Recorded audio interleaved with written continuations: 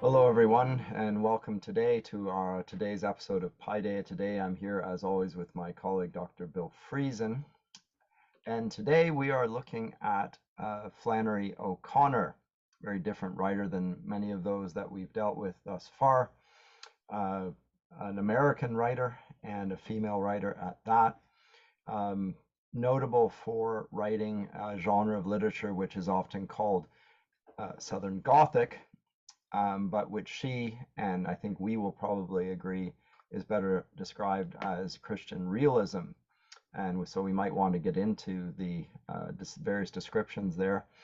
But let me say a little bit about O'Connor herself. She was born in 1925, so in the roaring 20s, and died in 1964.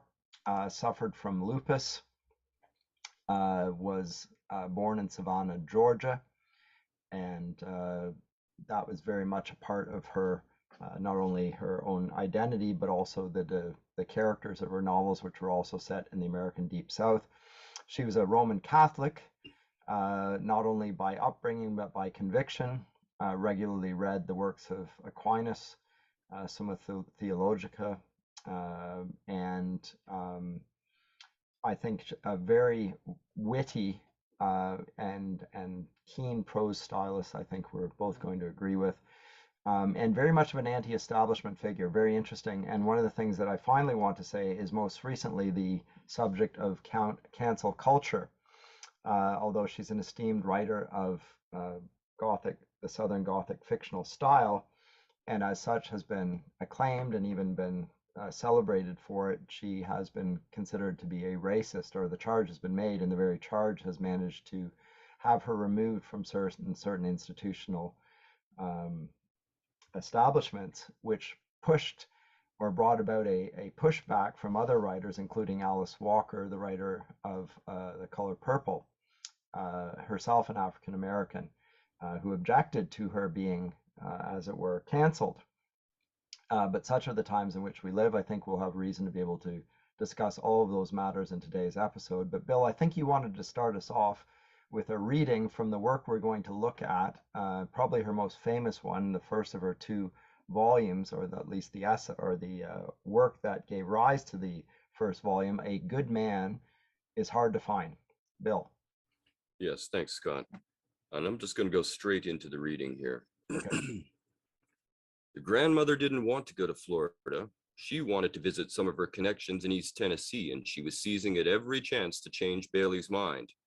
Bailey was the son she lived with, her only boy. He was sitting on the edge of his chair at the table, bent over the orange sports section of the journal. Now look here, Bailey, she said. See here, read this. And she stood with one hand on her thin hip and the other rattling the newspaper at his bald head. Here, this fellow that calls himself the Misfit is a loose from the federal pen and headed towards Florida. And you read here what it says he did to these people. Just you read it. I wouldn't take my children in any direction with a criminal like that a loose in it. I couldn't answer to my conscience if I did. Of course, if you have read this story previously, there are numerous points of irony to be noted in that first paragraph alone. And I want to add a little bit of what you to what you said about the writer herself. Flannery O'Connor is a fascinating individual. She still was regularly included in many anthologies, such as were read in high schools and universities in the United States, at least.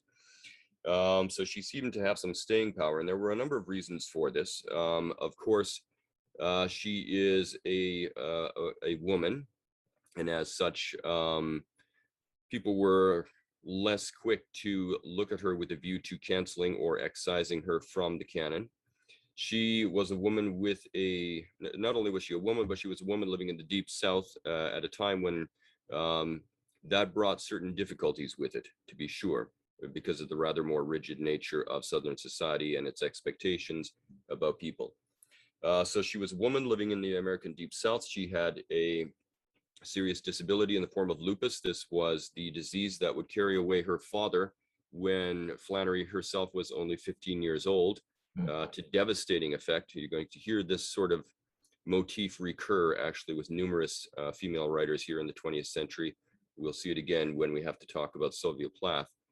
But the effect was devastating on the young Flannery O'Connor, who was at a vital point in her psychological development and development as an artist and a thinker. So she had lupus. Lupus would eventually take her life, ended early, though she did live longer than it was predicted she would have. So she's a woman living in the deep South with a debilitating illness. And on top of all of that, as you've mentioned, Scott, she was Catholic. And being a Catholic in American Southern culture is, in some ways, brings with it, again, some other challenges which are not faced by Catholics in other parts of the United States. So many things were stacked against Flannery O'Connor. But to that impression, we also have to add that many people, when they hear Flannery O'Connor reading something or saying something or in an interview with somebody, because she was recorded numerous times, they suffer, as I do, from a bit of a disjunction, because there's a subconscious assumption in my mind that if I'm hearing a really strong Southern accent, I'm not going to be hearing anything, or so goes the cliche, I'm not going to be hearing anything particularly intellectual, cultured, or anything like that, anything particularly eloquent and erudite. When in point of fact, Flannery O'Connor is, as you've already hinted with her readings, a formidable thinker and speaker and a debater. In fact, many people refused to debate her in university circles because she was so formidable and she would make people look bad, who had already built up a reputation in certain fields, particularly around art, literature, and religion. So an extremely well-educated woman, a very witty woman, who nevertheless, her characters, and as you could hear from the discourse in the paragraph that I just read, her usual characters are quote unquote people of good country folk and stuff like this, having blunt, honest conversations about various things. So there's a bit of a disjunction there. This is the same with another practitioner of Southern Gothic, the other great figure in Southern Gothic, William Faulkner, who likewise was an extremely well-educated individual with a sharp wit and a keen sense of reasoning and debate, for which he doesn't get a lot of credit sometimes. So fascinating woman, in a lot of ways. She was also an avid ornithologist. She loved birds. And this was the case since she was at least 6 years old. When she was 6, she taught a chicken how to walk backwards. Why should our listeners care about that? Because the film of her backwards walking chicken, which featured herself, her 6-year-old self in it, was a film that was circulated for intermissions and things like this across the length and breadth of the United States. And Flannery O'Connor said with a nudge and a wink that it was her moment of greatest celebrity, and everything since then has been anticlimactic. So she's able to laugh at herself as well, which is refreshing. Scott, did you want to talk a little bit more about O'Connor or her use and pioneering work with Southern Gothic? Not exactly. I think by engaging with the text, we'll be able to address that a bit more persuasively than I would just be able to do so in summary. I did want to address the charge of racism, or at least read an extract from Alice Walker in her defense, which I think would carry more weight than I could as well. Walker's claim in signing a defense of O'Connor was that the essential O'Connor is not about racism at all, which is so refreshing, coming as it does out of such a racial culture, namely the American Deep South.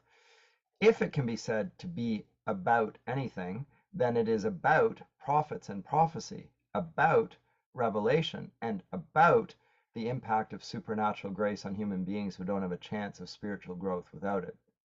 That's Alice Walker commenting on O'Connor, and I think rightly addresses the main emphases here. And I think the charge against O'Connor is, quite frankly, a trumped up charge, and not just slanderous, but totally unfair. If you read any of the corpus of O'Connor's work, I think you will struggle to see any signs of racism per se. You will see more a portrait of the Deep South, which was a racial culture, but that is all the more reason to find it as refreshing and persuasive, because it doesn't reinforce those things. It either rather looks a little bit more keenly. I think the objection is that she is not only writing about the plot of the American, African American, and so forth, but that's because her aim is rather more um, profound than that, and it's namely the depravity of the human condition, full stop, and that includes blacks and whites. And Yes. that's, I think, the focus here of A Good Man is Hard to Find, which is an ironic title. It does lead one to question, and I remember when I first read it, having read the title, you're questioning, are we going to find this good man? And we could conclude that the good man that we find in the end is the misfit, who is the serial killer, because the misfit strikes us as a man of enormous integrity, and integrity we associate with goodness. And almost always, because we live in an age where so little integrity is to be found, if we find somebody who is as in, of such integrity as the misfit, we might conclude that he is therefore a good man. But that is not, I don't think, the conclusion that O'Connor wants us to draw, but rather that there is no such thing as a good man. And that's the point, and that is the Christian realism. Now, you might want to call it Southern Gothic because it is, surprisingly for a female author in particular, with the manners, the genteel manners of the Deep South, full of macabre details, murders, etc. But Christian realism, I would say, is a more accurate description of what she is portraying for the reader, because she is effectively declaring Christian doctrine on the depravity of human nature, and that is obviously going to be the case when we have a serial killer.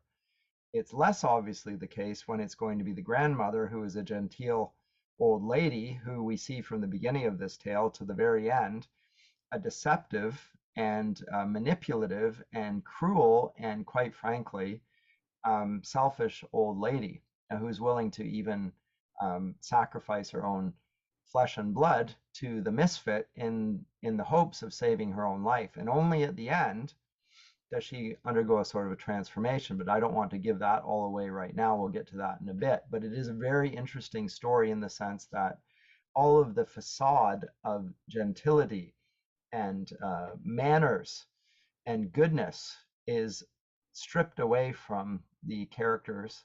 And in the end, the only one who appears to have integrity is the very worst character in the story, the serial killer, the misfit.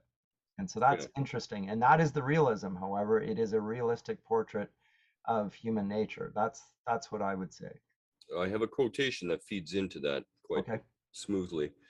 Quote, the stories are hard because she was oftentimes criticized for writing stories that were hair-raisingly grotesque and violent and unexpected and shocking. Remember, this is life before shock culture, and things like that became highly fashionable. So obviously she was regularly critiqued for writing stories this hair-raising, which she did. Quote, the stories are hard, but they are hard because there is nothing harder or less sentimental than Christian realism. When I see these stories described as horror stories, I'm always amused because the reviewer always has hold of the wrong horror.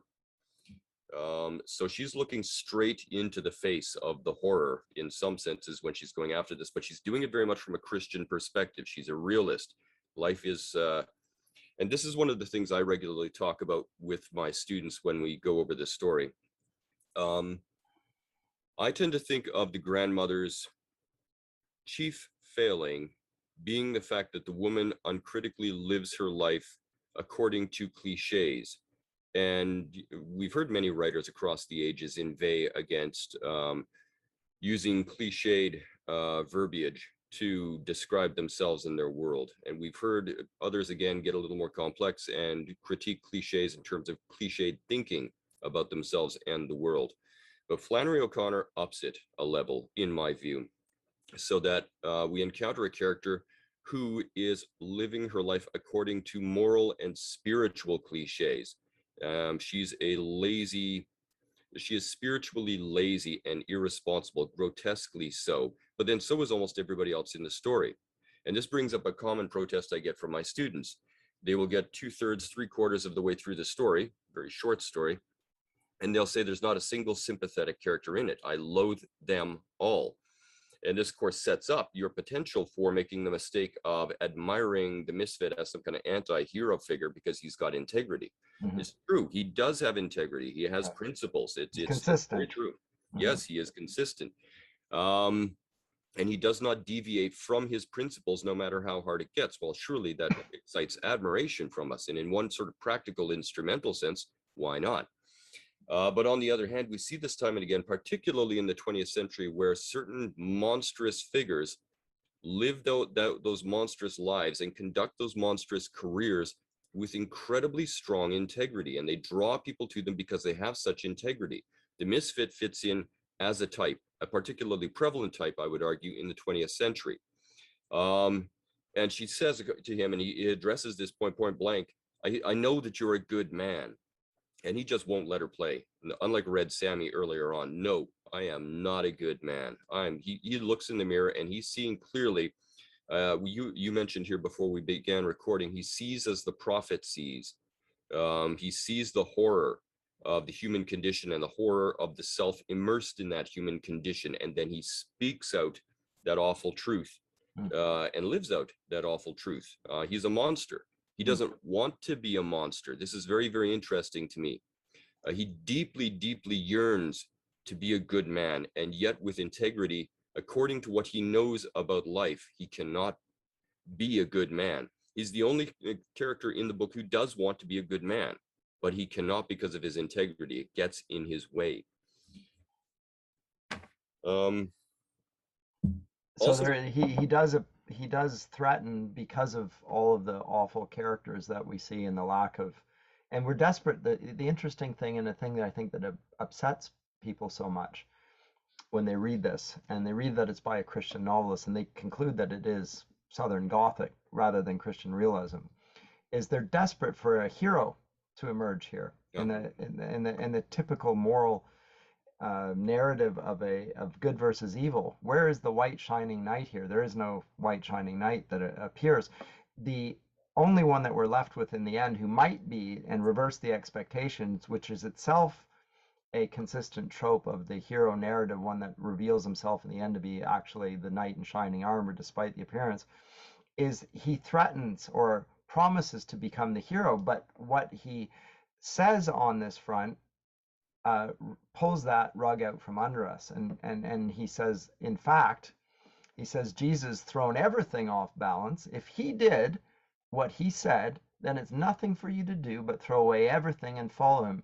And if he didn't, then it's nothing for you to do but enjoy the few minutes you've got left the best way you can by killing somebody or burning down his house or doing some other meanness to him. So he recognizes the radical claims of Christ about human nature, which the supposedly Christian grandmother who calls upon Jesus' name, in fact, calls upon him 3 times. And the question for the reader is she invoking Jesus or is she using it as a cuss word? And I think rather it's probably the latter. Who doesn't, the woman who calls herself Christian and yet doesn't understand who Christ is.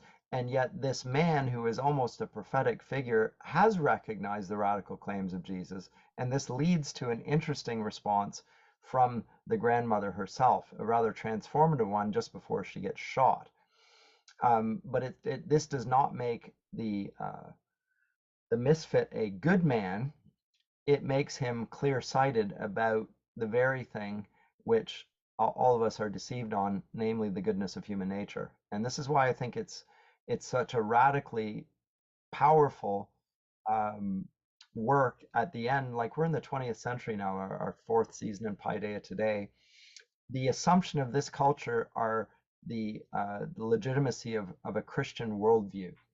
But the Christian worldview is rarely understood by those that call themselves Christians, because there's a contradiction there. There's a we assume that people who are Christian are good people, and that they're claiming to be good people. That's the assumption of the world. That is not what the Christian faith actually declares. The Christian faith declares that everyone is radically evil, and that Christ had to give his life to atone for those radically evil people. And there was no other way, because there was no one righteous, not even one of these people. That was the necessity of the atonement. Flannery O'Connor understands that in her portrait. Her contemporaries regard this as macabre, it's Southern Gothic. She's saying you don't understand the things that you think you understand. So it's very, very powerful stuff, I think. Yeah, you can encounter this kind of this sentiment on the part of many modern Christians to this very day, who will insist that, because I'm a Christian, I'm a good or at least better person. Better, at least. When in point of fact, you're not even on the scale. There is no continuum. That's an illusion. You are either totally fallen or completely sanctified, saved under grace. And you yourself don't acquire any credit for any of this. It is by grace that you have a way out made available to you. And it's it's the work of the Holy Spirit that sanctifies you. You get no credit anywhere on any of these fronts. Indeed, and I think that she is very clear-sighted on that, and thus I prefer myself the description of her as Christian realism rather than Southern Gothic. The reason that it is described as Southern Gothic is because it is very dark. It is extraordinarily dark, and most certainly against perhaps the expectations of what would be a Christian portrait of the world, which is there's the good characters and the bad characters, there's light and darkness, and they're totally separated. We don't find that that's here at all, and maybe that should lead her critics to consider whether they've actually understood what the Christian faith teaches, rather than to regard her as some sort of outlier on this, because I don't think she is an outlier. I think she's got it right. Yeah, you could say, by way of extension, if we wanted to twist things here, that the entire Christian worldview is Southern Gothic, if that's what you want to call it, I guess. But of course, Flannery O'Connor pushes back against that. Where's our hero figure? Where's our good figure? Have you not read the title? A good man is hard to find, right? Just consider the wit and irony of Flannery O'Connor, and that immediately makes sense, i.e. there is none, no, not one, as you said. So we need to take that into account. Now, there's a bunch of things here in play. The story is actually a lot more complex than I think a lot of people initially think. We've got the motif already of grace that you've mentioned here, this counterintuitive loving those who do not deserve love. And you get that weird counterintuitive moment at the last moment as she reaches out towards him saying, "You're one of my babies." And then of course, at the instant she makes contact with him, he recoils, quote, like a snake, and shoots her 3 times in the chest. Interestingly, 3 times as well, right? Yeah, 3's the magic number, as Sesame Street used to say. So grace is really, the concept of grace is really important to understanding this story. So's the issue, the interrelated issue of faith. Faith is key to what's happening in here. The Misfit says, because he yearns to be that, not good man, but that sanctified man in some senses. He doesn't like being who he is. He loathes it. He hates it. He hates himself. Yes, that's interesting. Yeah, there's an existential hate that drives the man. He's not long for this world because of his let's dispel the idea that he's a Byronic anti-hero. He is not an anti-hero. And he'll be the first guy to tell you as much. That's why he rejected the claim that he was a good man from the grandmother. Yeah. But he yearns after not being this character. He knows that there's something more. In some senses, you could even say that this psycho killer is closer to Christianity than the seemingly innocuous grandmother and all her seeming proprieties. But he yearns to have seen it himself. If only he could have made that step of faith, and there's that word, if he could have made that step of faith, then maybe. But because he doesn't have adequate faith, he can't. And so he embraces its opposite, and he lives that awful life that he's now currently living.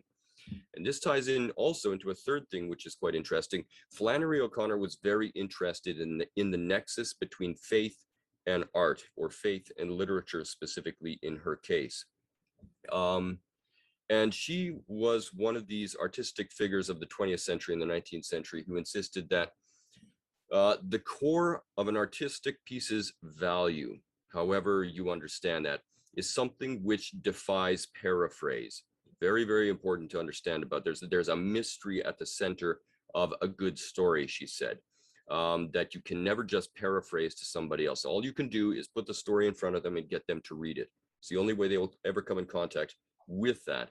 And this lines up with things like when you see painters who are asked to explain the value of a piece that they have painted, and all they can do is sort of stare in bewilderment at their interrogator and then point back at the painting.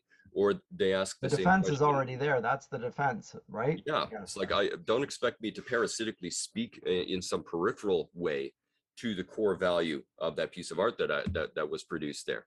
Likewise, classical composers, somebody will say, in this symphony here, can you explain, why it's such a magnificent piece of art? Everyone says it is, but we want to hear from you, the composer, why it's a magnificent piece of art.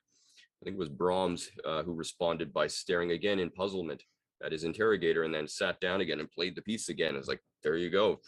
You're not getting it at this point. Me speaking secondarily to it is not going to help. So Flannery O'Connor insists that the best stories always defy paraphrase, or their value defies paraphrase.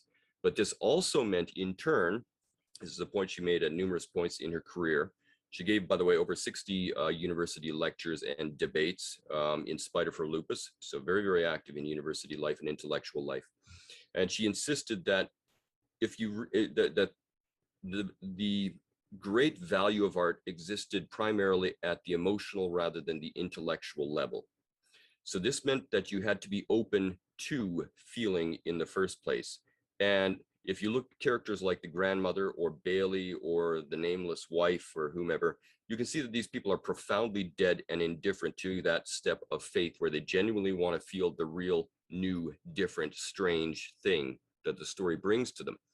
So appreciating art is bound up, in Flannery O'Connor's view, with faith. It's a faith act in some senses.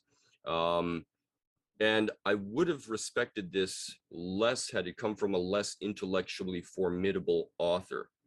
But for somebody who is intellectually formidable and who is known to be somebody who is deeply immersed in that life, to say that the primary value is at the emotional level and you have to be open by way of faith to feeling the artistic value, I can respect that a lot more coming from somebody like Flannery O'Connor. Yeah.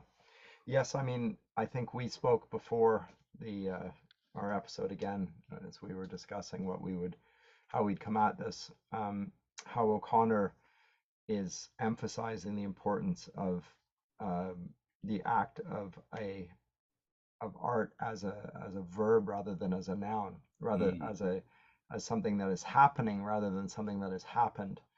So as something that is experienced rather than something that has just been created. There's an ongoing process there. And I think that there's something there, and there's something vital there, and it's something that gets picked up.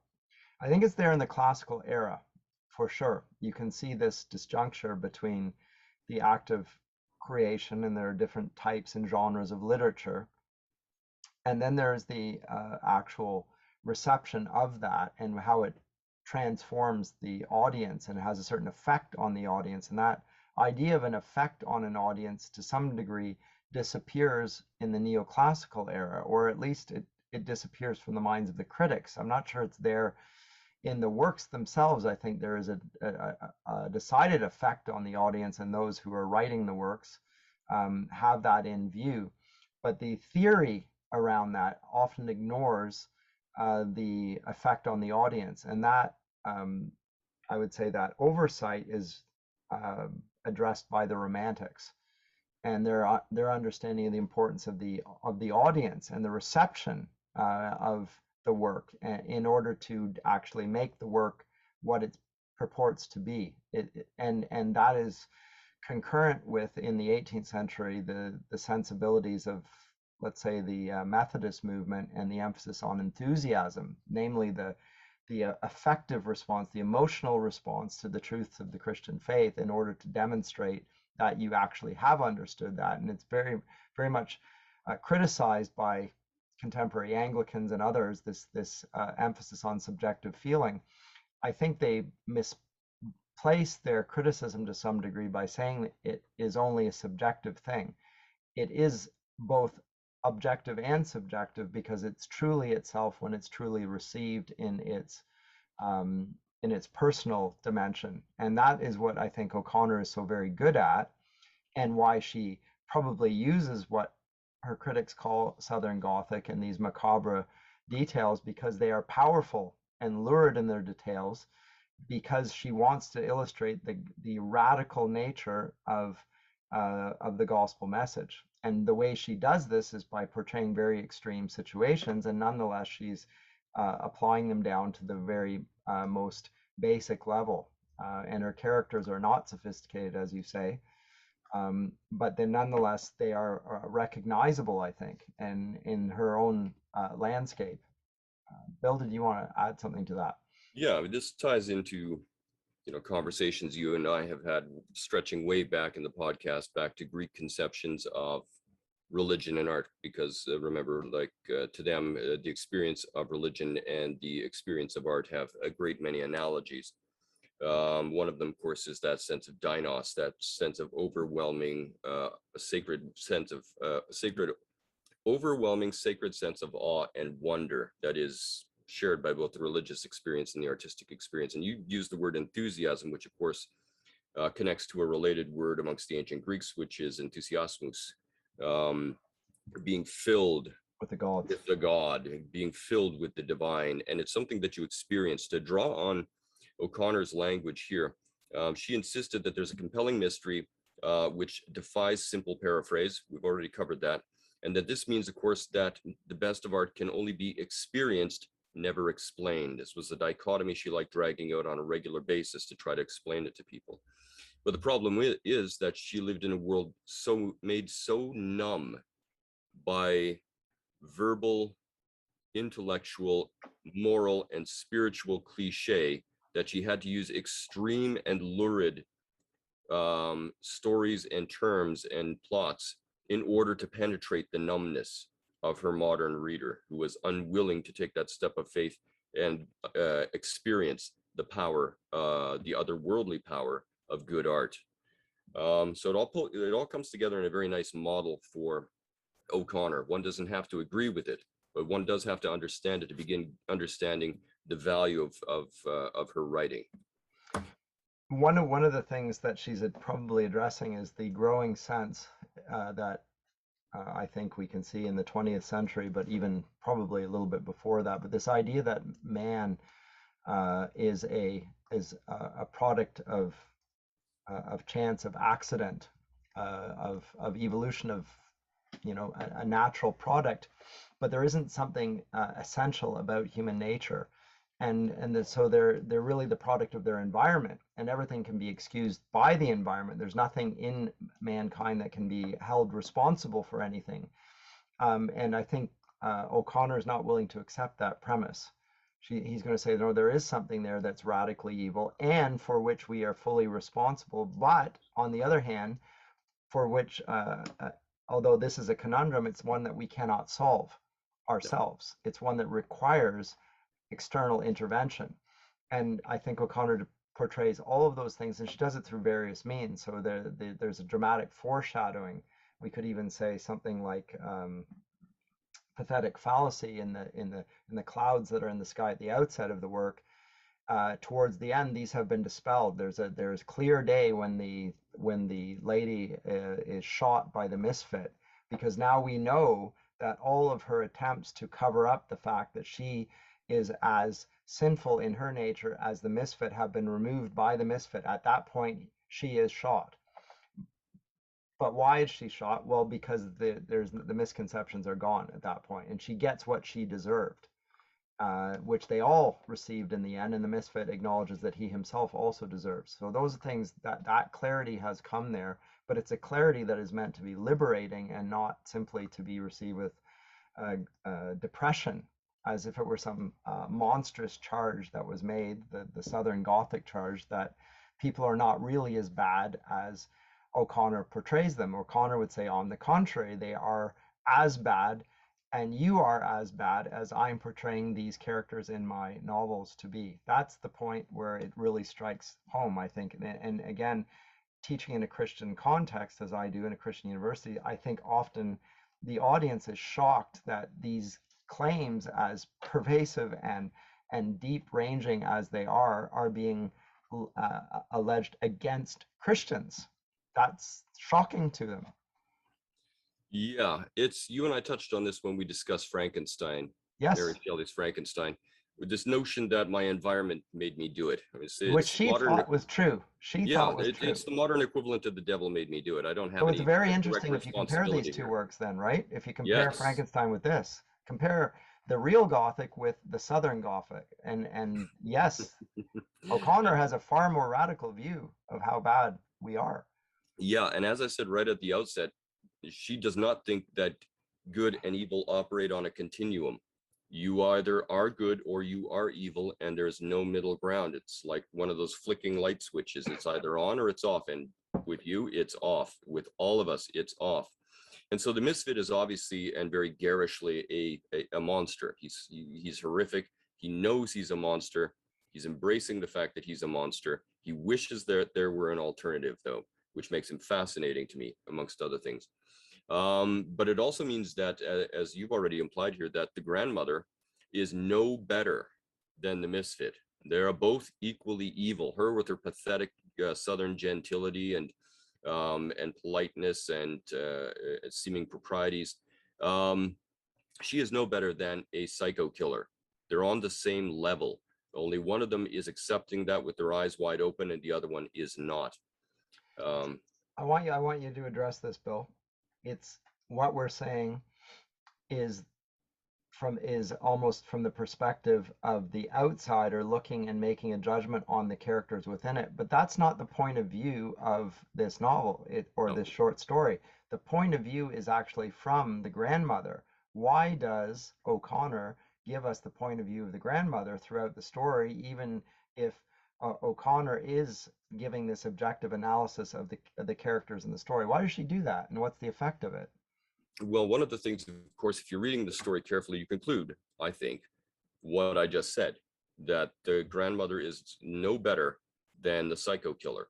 They're both equally bad. But of course, once that line of thinking gets moving, the conclusion in a reader who's reading responsibly is inevitable. And I am no better than the characters, and I loathe the characters. Yeah, but you are basically one of the characters. Ah, okay. So this Right. is immediately and powerfully relevant. You were talking about certain universal characteristics shared amongst people, that we are not all super individuated people created by an environment, by a history, by a context, what have you. There's something that is enduring from person to person to person, amongst other things, total depravity. And the Imago Dei, right? Yeah, so this is another way of actually seeing clearly the fallenness of the self, the fallenness of the reader who's being honest. Do you admire the misfit's integrity? Yes, I do. Okay, are you going to behave with similar admirable integrity when you look in the mirror? Ooh, that's hard. Yeah, but you admired it, and so mimetically you're drawn into it. It's a powerful story operating at a very complex psychological level in that sense of self-identification with inevitable evil, complete and total evil, from which there is no escape and for which you are entirely and completely guilty. It is on you. It's down to you. There was another point I wanted to talk about there, but it's gone out of my head. It'll come back to me perhaps. So once again, the claim of Alice Walker is the essential O'Connor is not about racism at all, which is so refreshing coming as it does out of such a racial culture. If it can be said to be about anything, then it is about prophets and prophecy, about revelation, and about the impact of supernatural grace on human beings who don't have a chance of spiritual growth without it. So with that quote in mind, explain the conclusion of the work, Bill. As I say, the sky clears, And she says and that line, "You're one of my babies." What And do then he we make reaches of out that to line? touch her. And he reaches out in what seems like love. Now, some of my students interpret that as just kind of the outplay of her ever spiraling madness as she faces her end, and she's So gone she's crazy. desperately trying to pull the wool over his eyes at the end. That's the Not even. I mean, explanation. she's ceases to be rational. She's Right. delusional. It no longer makes sense. So you can't even find a reason in why she reaches out and says that to him. I don't, having read her work, having read even this story, that doesn't seem to be the most plausible conclusion to me. I think she all of a sudden does see the depravity of individuals and maybe herself also in that. And she has loved in her own cheap, cliched way those fallen people. And she sees how they're all unified in that fallenness, and yet love reaches out not just to the good and deserving. It reaches out by way of grace to the fallen, and we are all fallen. And so So love is you see her as basically converted there at that moment and reaching out because she understands her own depravity and reaches out in kind. There's a transformation that takes place. there's a transformation, there's a translation, to use Catholic saintly language. There's something of a weird spiritual apotheosis going on there as well. Um, she doesn't fully understand, but she doesn't have to. Remember, the best in art is experienced, not explained. Yeah. And heaven knows, if there's somebody in the story who can't explain anything, it would be the grandmother. Mm. But that's okay. It doesn't matter. And so there's a moment of recognition in the classical sense of recognition. Anagnorisis? No. Yes, exactly. And so she reaches out to he who she loves. And that, very interestingly, is what turns him into what triggers the murderous frenzy. Mm. That's why he kills. He strikes as a snake, or he recoils like a snake. It's not just any old creature. He doesn't just recoil, he Oh, it's a recoils like a serpent. snake. Mm-hmm. And of course, the imagery is obvious to me. Yeah, no, sure. Or at least the illusion seems obvious in Christian understanding. Yeah, the hand is stretched out quite literally. And like Satan, he recoils in his fallenness and does what the fallen do. They murder. Yeah, And yeah. he murders. And he says that very interesting off-quoted line right at the end there. She would have been a good woman had there been someone there to shoot her every 5 minutes of her life, Every or minute of every her life. minute of her life. Yeah. And again, Flannery O'Connor is pointing back to learned backgrounds on this. Kierkegaard says a similar thing in his writings. And I think it's in Fear and Trembling. We should always have our imminent death at the forefront of our mind. If someone invites you to a party, say, yes, I'd love to, but always add, unless of course I die before then. Because once your mortality is up in your face, as it was there with the grandmother, you can no longer live by the moral cliches. They will not do. The circumstances will blow those away as completely ephemeral illusions, and you are left to look starkly on yourself and your own spiritual and moral reality in that same awful prophetic sense that the misfit does, but with another option in view. And then the question is, do you want it or do you not want it? And I'm going to go after another quotation here because this seems to speak into this as well. Quote, stripping away the dross to get at what really matters. This is what all great authors do. The difference is that I don't do this to reach an answer, but to encounter that place where there are no longer any answers. You have nothing left but faith or the blackness. And the misfit can't reach out by faith.